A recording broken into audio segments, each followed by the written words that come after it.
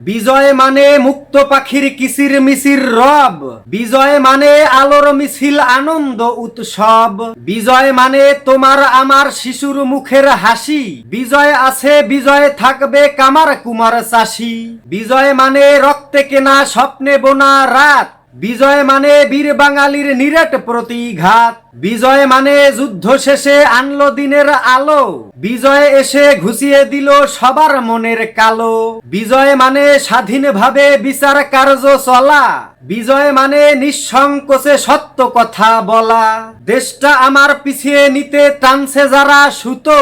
বিজয় মানে ওদের মুখে ছিটিয়ে দেই থুথু,